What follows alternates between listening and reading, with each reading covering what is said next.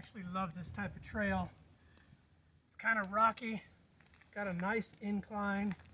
You got to watch your step. But it's something I call a huffer because it gets you huffing and puffing. And it's a wee bit treacherous. Hi, Fred VK here with the Blue Ridge Bible Talks. Welcome to my backyard. Today we're at the top of the Bear Wallow Mountain Trail.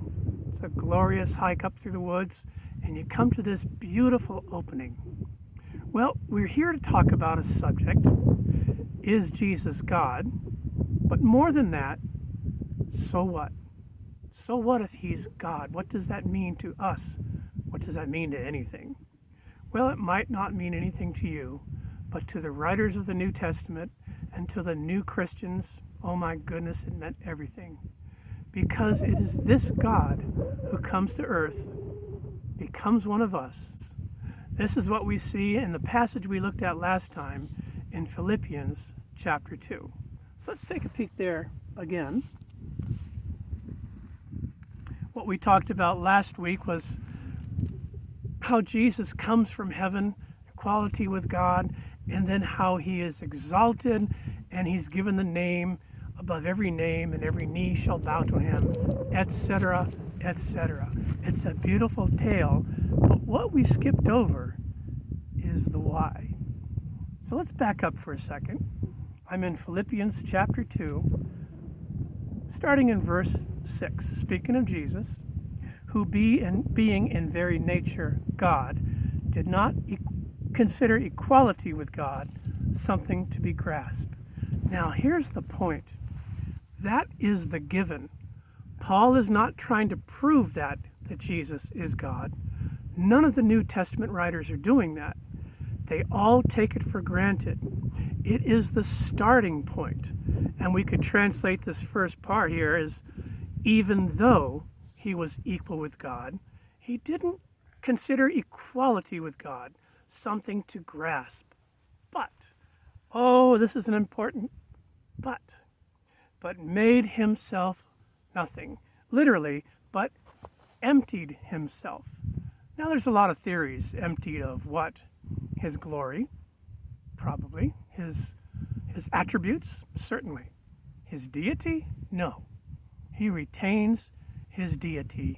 He empties himself by becoming, in very nature, a human. He becomes a servant in his humanity. And how does he serve us? Well, it goes on. And being found in appearance as a man, he humbled himself and became obedient to death, even death on the cross. Remember who we're talking about. We're talking about the one who is equal with God from all eternity. This is the one who empties himself by becoming a human, humbles himself to the point of death, and he's doing that for us.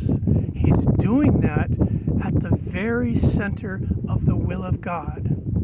Jesus dies for us, showing us what our God is like. Our God is one who serves us. Now that's crazy. Doesn't mean he worships us, no. What he's doing is forming a people. He's forming a people that have been redeemed, washed clean from their sins. How? By the work of Jesus Christ, who didn't cling to his deity, didn't cling to the glory and the attributes, omnipresence, omnipotence, all those kind of things. He became less. He became human. He had limitations.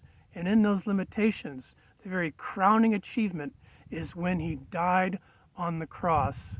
Verse 9, therefore.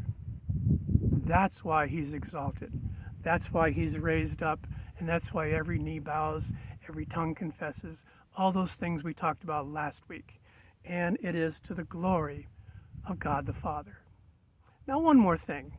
We had looked at Revelation chapter 5 in the context of seeing how all of the worship that went to God the Father in chapter 4 transfers seamlessly to Jesus in chapter 5. And all the inhabitants of heaven, angels, heavenly creatures, people, they all bow and worship. But why? When they were saying, you are worthy, why is he worthy to receive glory and honor and praise? It's because you died, and by your blood, you purchased people for God from all across the world. This is the so what. This is the deity of Christ.